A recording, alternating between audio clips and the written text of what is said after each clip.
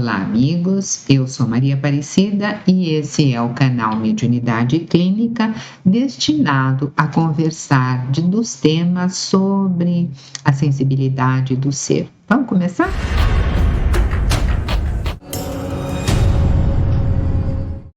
Nós temos falado sobre a depressão em momentos anteriores e a gente defende que depressão tem cura, né? E a cura também a gente defende que ela vem de dentro para fora.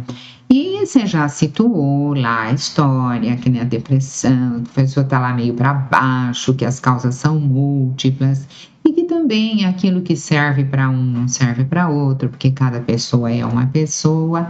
Mas falando de um modo geral, das ajudas, né? Hoje queremos falar um pouco da ajuda para aquela pessoa que está no processo de depressão.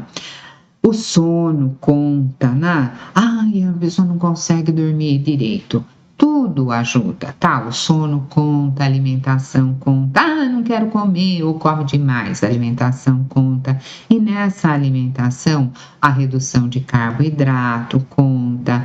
Não comer tanto açúcar refinado também conta. Sabe, aqueles alimentos mais naturais, eles são sempre mais saudáveis. Aqueles mais empacotadinho, mais enlatadinho, eles são sempre menos saudáveis. Isso vale para tudo, né? E há gente que precisa de medicamento e há pessoas que conseguem curar sem o medicamento. E exercício também é uma coisa que vale para tudo.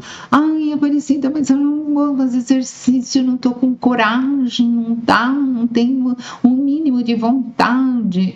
Pois é, qualquer dia nós vamos conversar um pouco da vontade e a gente tem que dar uma forçadinha de barra, mesmo que eu não vá fazer, correr para São Silvestre, não. Você vai lá, anda 5 minutinhos no sol, respira lá fora, um pouquinho todo dia. Meditação está sempre nas minhas ajudas, eu acho imprescindível. E a gente já esteve conversando isso em outros momentos, você procura aí atrás, nas outras aulas que você encontra, né? E a gente vai hoje conversar um pouco, a gente vai tentar entender e delimitar o melhor possível a nossa queixa. Porque quando você olha bem para a queixa, você vai olhando o que você pode fazer e eu tenho que mostrar isso para você, porque eu não estou te vendo aqui na minha frente para você fazer a queixa para mim e eu pegar no pulo. Ah, olha isso, olha aquilo. Não, não dá. Então eu vou falar, você vai ouvir e você vai ver o que é possível fazer. Porque você lembra que a gente tem depressão leve. Num caso leve é mais fácil, dá para levar. As médias, sabe, preciso já de ajuda. E as bem graves, ai, Aparecida, é bem grave, mas eu sei que precisava tratar, mas eu não tenho dinheiro, não dá, o tratamento é caro. Eu sempre lembro que a gente tem o CAPS, que é o Centro de Atenção Psicossocial, toda cidade tem, ou pelo menos é uma coisa que aqui na nossa cidade tem bastante, e fora daqui você procura o centro de saúde e pergunta o que é que tem que é semelhante ao CAPS, que é o Centro de Atenção Psicossocial. Sempre tem alguém, sempre tem um grupo, sempre tem uma orientação, e aí você vai fazendo as coisas que você pode. Você não larga tudo só para o médico, só para o seu psicólogo, né? Só para o remédio.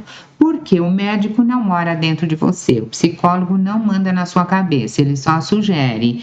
E o remédio não educa ninguém, remédio não faz educação emocional, tá? E precisa fazer educação emocional se você quer mudar o botão lá dentro, você quer mudar a chave, né? E eu entendo que depressão tem cura, sim, muito embora tenha casos muito graves. Não dá para melhorar 100%, melhora um pouco, mas já ajuda. Fala para mim uma coisa, você tem um gato em casa, um cachorro em casa, como é que você cuida dele? Você dá comida para ele? Quando ele está fedido, você dá banho nele? Quando ele quer andar e ir um pouco para a rua, você leva ele para a rua? Você sabe cuidar do seu pet? Então, cuida de você como você cuida do seu pet. Às vezes as pessoas elas não querem cuidar, elas se abandonam. Ela quer ir lá no médico, ela quer que o médico dê um remédio e o remédio tem um posição certa e tudo. Isso é difícil, tá? Então, para um desempenho legal, a gente precisa de método, a gente precisa de treinamento, né?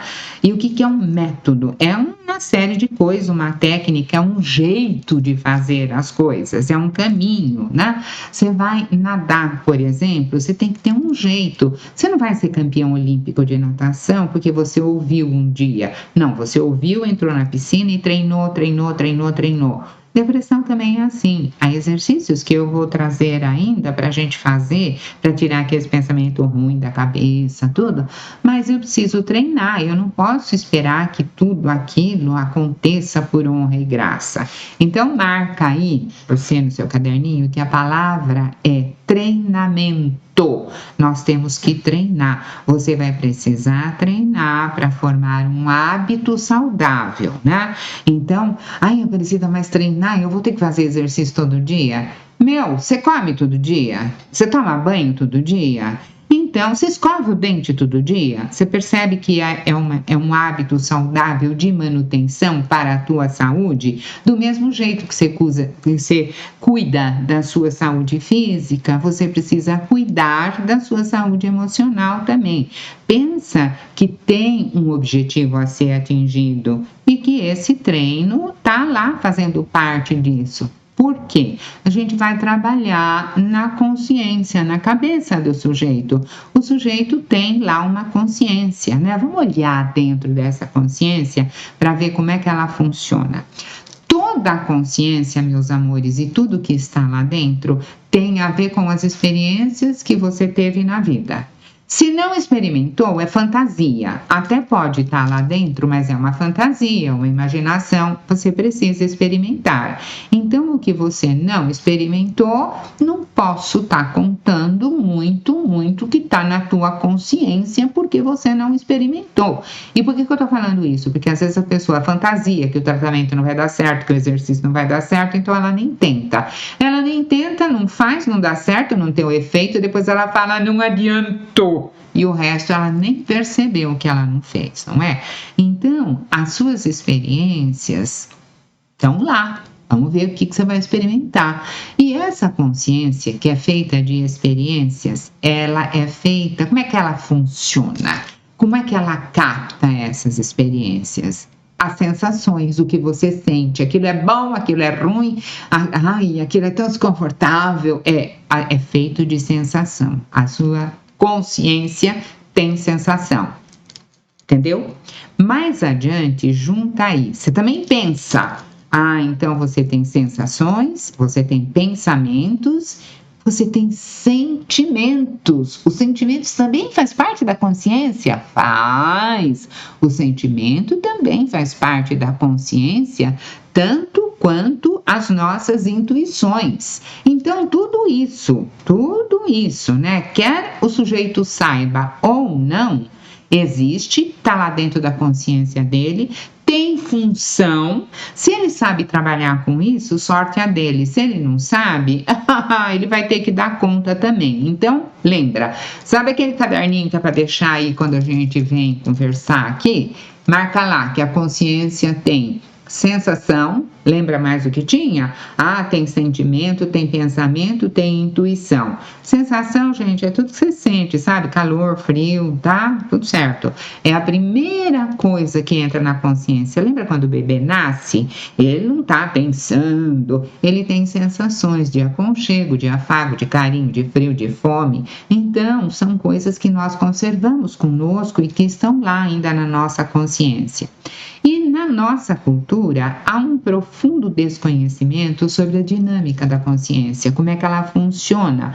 E educação emocional, então, esquece, não tem educação nem social, nem de trato assim, social, imagina a educação.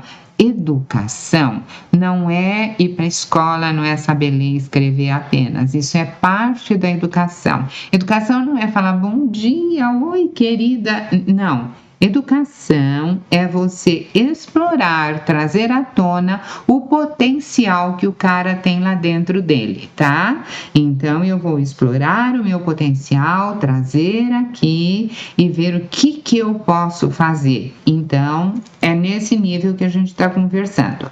Então, se a gente tem um desconhecimento sobre aquilo que a gente tem lá dentro, se a gente tem um desconhecimento sobre a dinâmica emocional, uai, eu não sei como é que funciona, então eu não posso consertar. Então, eu preciso saber como funciona.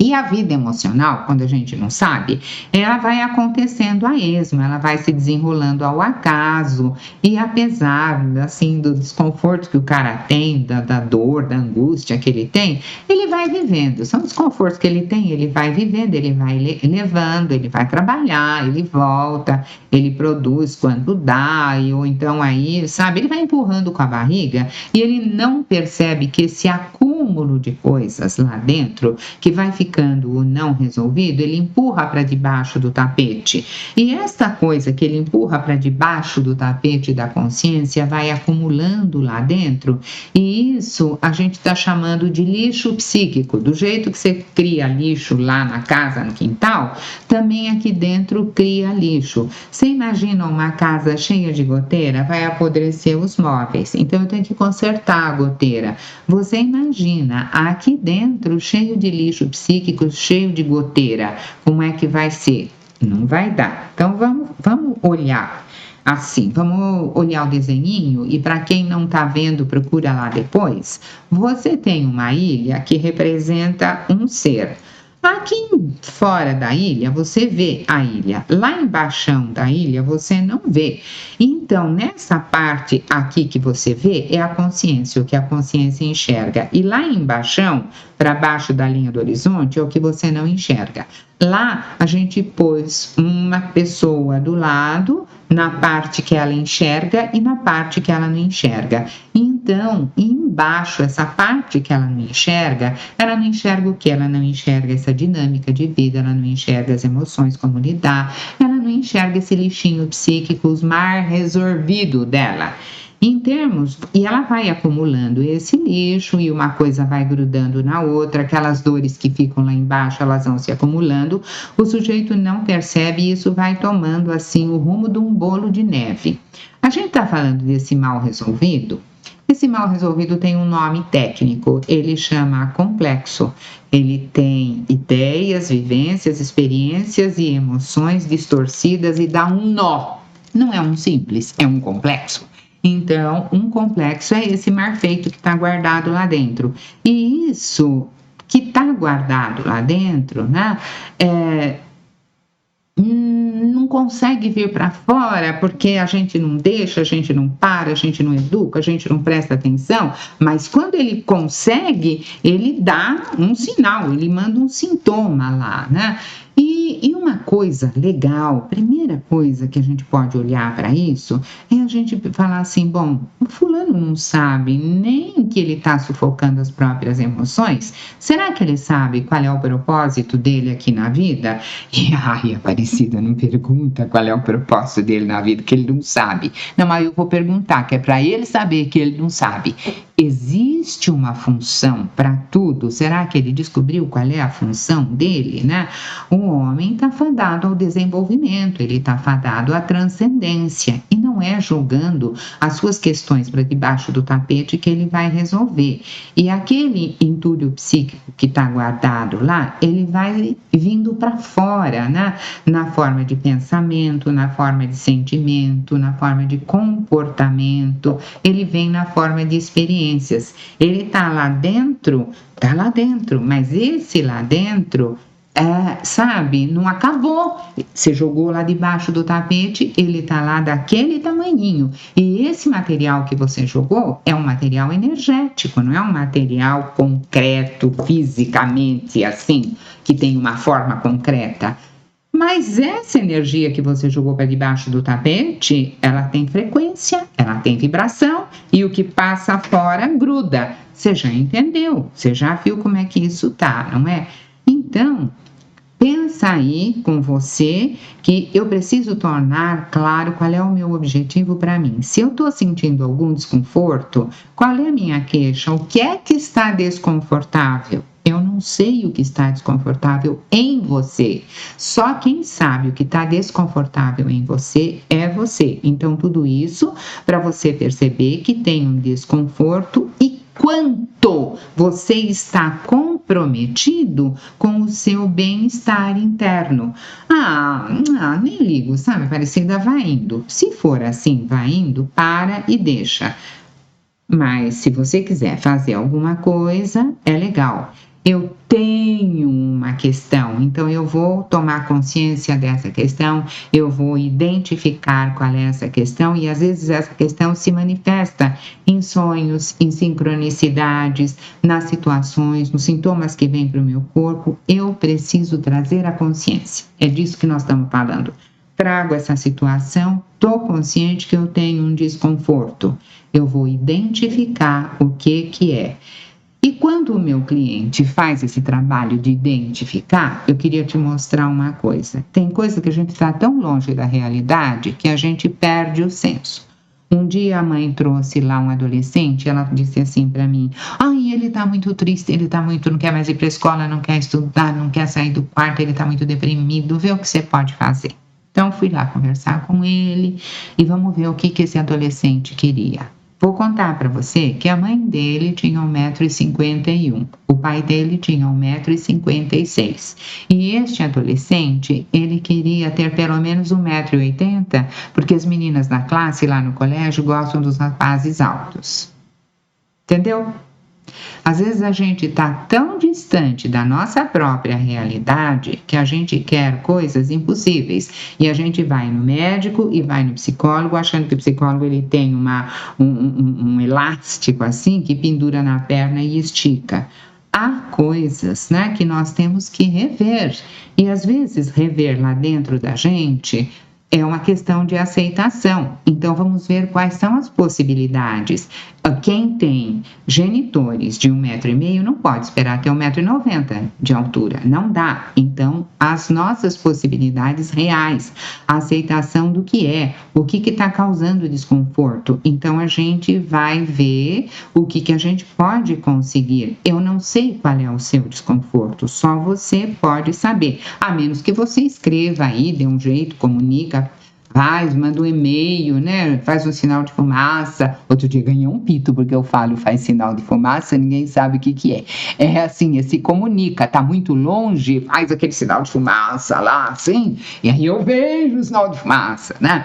Então, nós precisamos trazer à tona para nós conhecermos essas questões e que às vezes essas questões impedem que a gente goste um pouco mais da gente. Eu rejeito a minha idade. Você rejeita a sua idade, meu amor? Tenho 76 anos, eu vou rejeitar a minha idade? Eu vou arrumar problema para mim. Então, tem coisa que é fácil da gente resolver. Depois de 76 anos, está escrito aqui na minha cabeça que vai ter 77, 78. Nunca mais eu vou ter 40, nessa encarnação não vai dar, não é? Então, há coisas que nós guardamos lá dentro que são entulhos e fica essa crença lá gerando alguns valores que são, sabe, impossíveis, porque eu estou me comparando com aquele que tem 1,90 m e eu não vou chegar lá, né? Então, nós praticamos algumas autossabotagens com a gente. Claro que é sem saber, mas se você perceber que você tem uma autossabotagem, você para e dá um tempo ali, sabe? Pergunta se você costuma colocar obstáculos para você atingir os seus objetivos, né? Se você costuma ver mais dificuldades do que facilidade, se você nem tentou e você fala, não dá, não vou conseguir.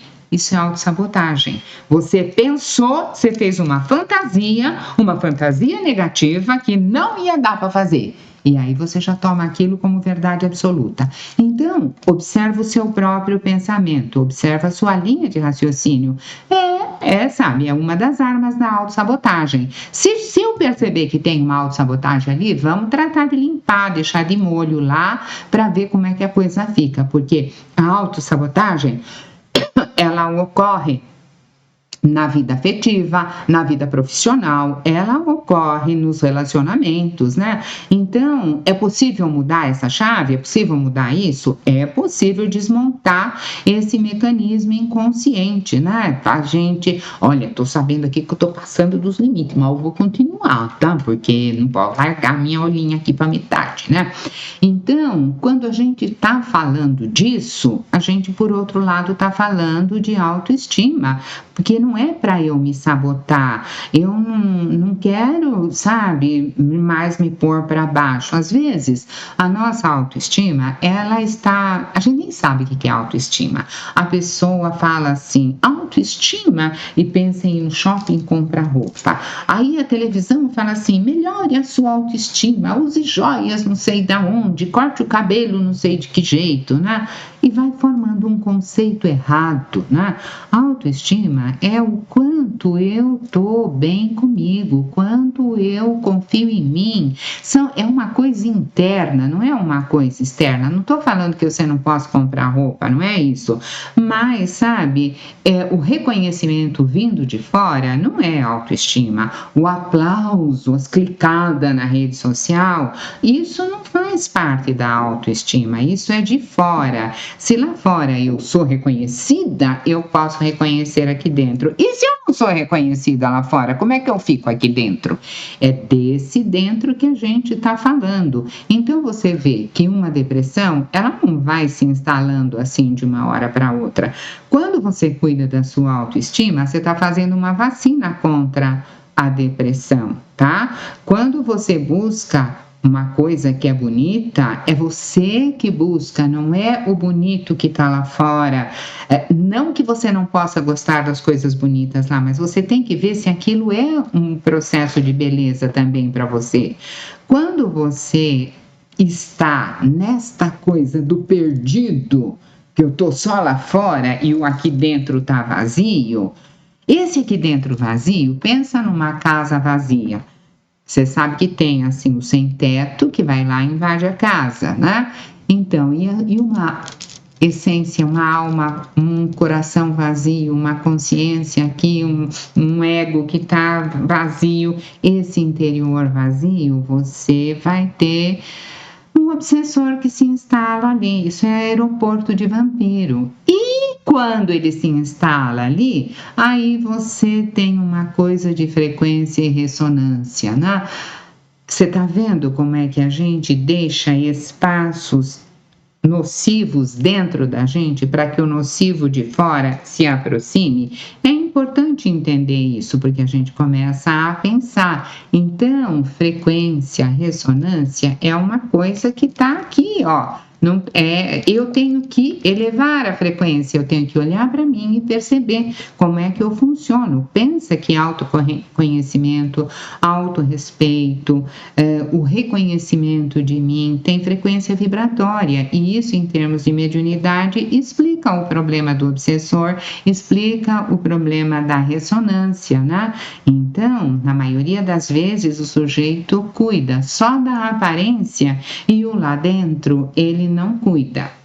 Hoje, eu acho que nós vamos parar por aqui, mas no nosso próximo encontro, nós começamos desta parte para diante, porque eu ainda tenho umas coisas importantes para falar de autoestima para você. Hoje nós vamos ficar por aqui, você fica com um abraço, mas não esquece que nós vamos continuar falando, tá?